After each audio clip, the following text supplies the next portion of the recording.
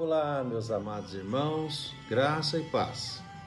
Em nossa devocional de hoje, nós vamos estudar no capítulo 2 do profeta Jeremias, verso 1 até o verso 8, para a nossa breve meditação, mas de grande importância, que traz ensinos preciosos de Deus para o nosso coração.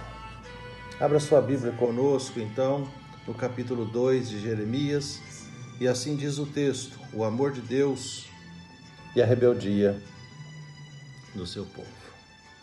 A mim me veio a palavra do Senhor, dizendo: vai e clama aos ouvidos de Jerusalém. Assim diz o Senhor: lembro-me de ti, da tua afeição quando eras jovens, e do teu amor quando noiva, e de como me seguias no deserto, numa terra em que se não semeia. Então Israel era consagrado ao Senhor e era as primícias da sua colheita. Todos os que o devoraram se faziam culpados, o mal vinha sobre eles, diz o Senhor. Ouvi a palavra do Senhor, ó casa de Jacó, e todas as famílias da casa de Israel. Assim diz o Senhor: que injustiça acharam vossos pais em mim, para de mim se afastarem, indo após a nulidade dos ídolos e se tornando nulos eles mesmos? E sem perguntarem onde está o Senhor, que os fez subir da terra do Egito, que os guiou através do deserto por uma terra de ermos e de covas, por uma terra de sequidão e sombra de morte, por uma terra em que ninguém transitava e na qual não morava homem algum.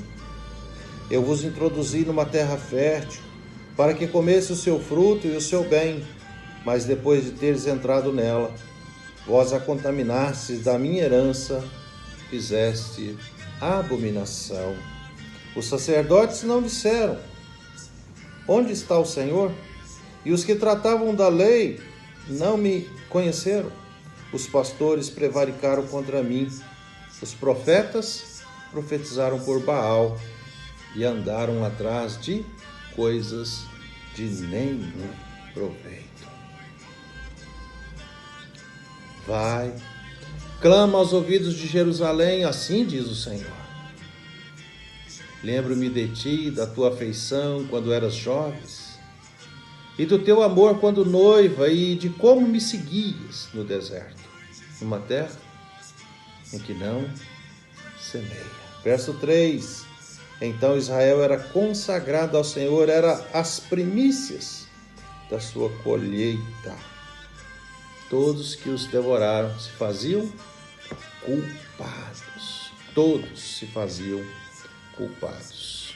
Lembro-me de como você desejava me agradar. Você me amava, você me seguia lá no deserto. Meus amados, o texto da palavra de Deus chama a nossa atenção para a lembrança que Deus tem daquele povo caminhando no deserto. Elisa Morgan conta a sua história dizendo o seguinte: mexendo numa caixa com as fotos do meu casamento, essa é a ilustração de hoje, meus dedos pararam em um retrato meu e do meu cônjuge, recém-declarados, marido e mulher.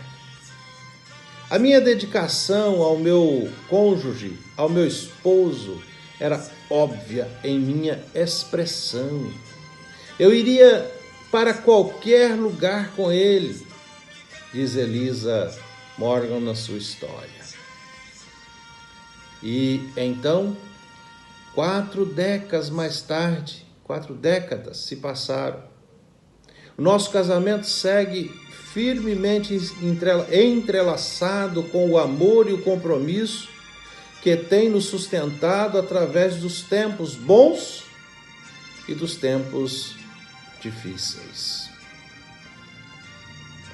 Ano após ano, reafirmo a minha declaração de ir com o meu cônjuge para qualquer lugar com ele.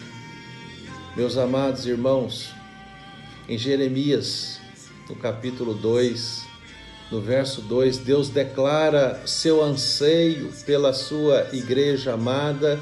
Deus declara que Ele gostava de quando a igreja desejava agradá-lo.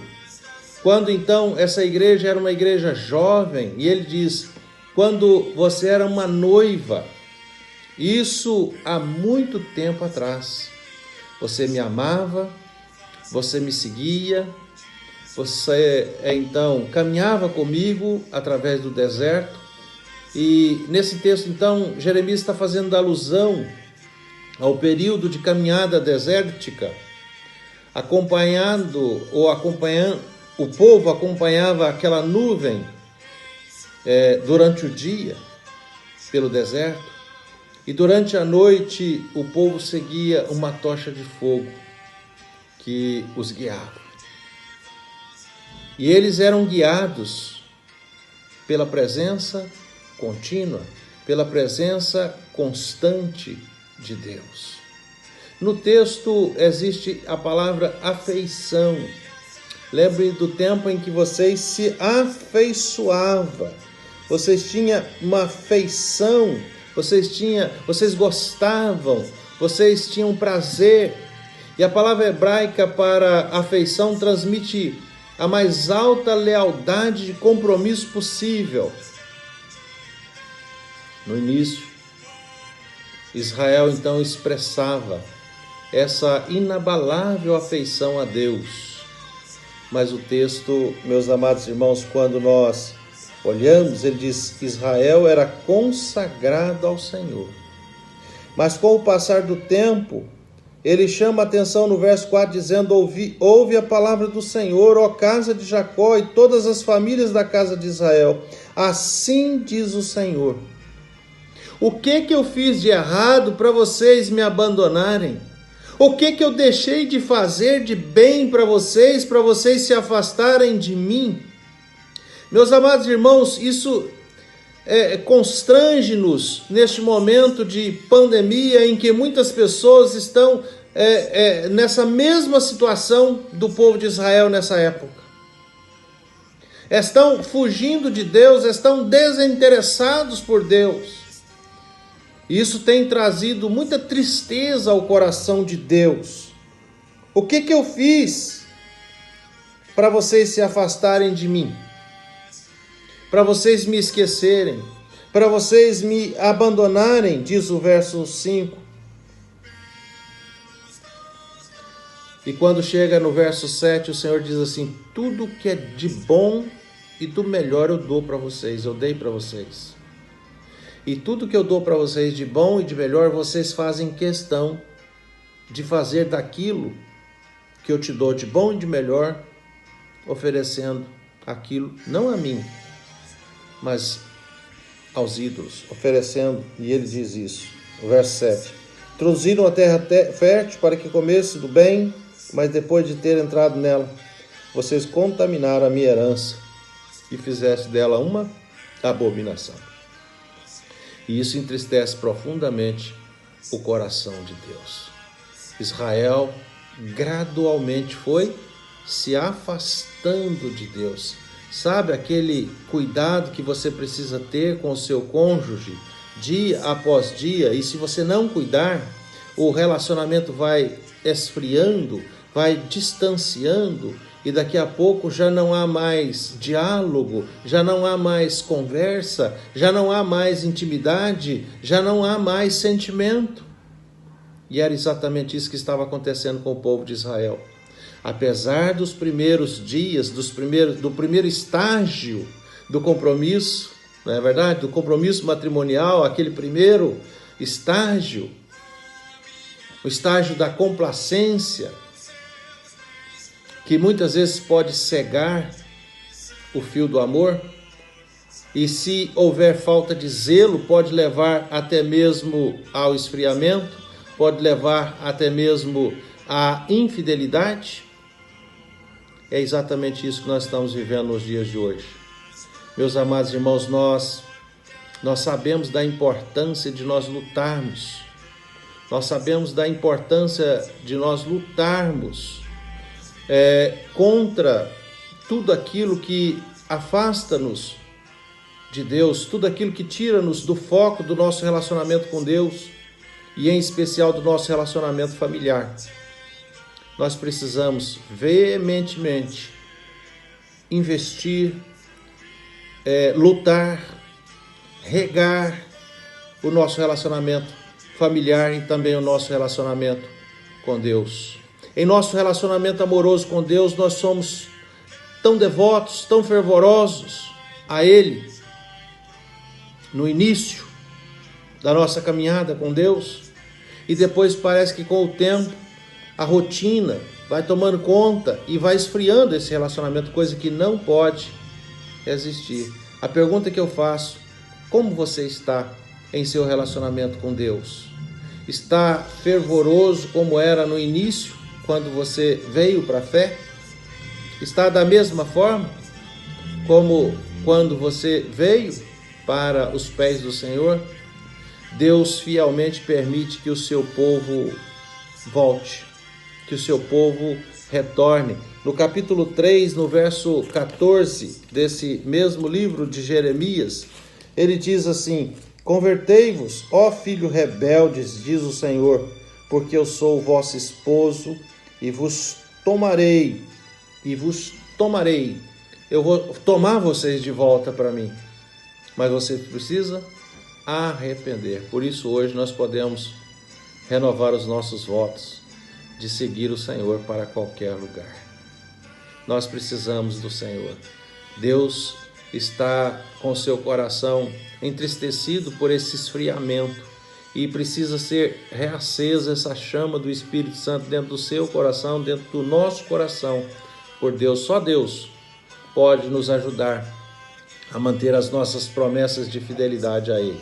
Você fez uma promessa de fidelidade ao Senhor. Cumpra essa promessa. Invista nessa promessa de fidelidade ao Senhor.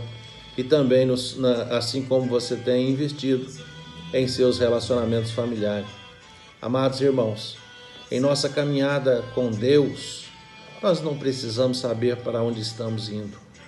Basta nós sabermos que Deus está nos conduzindo, assim como Deus fez com aquele povo no deserto.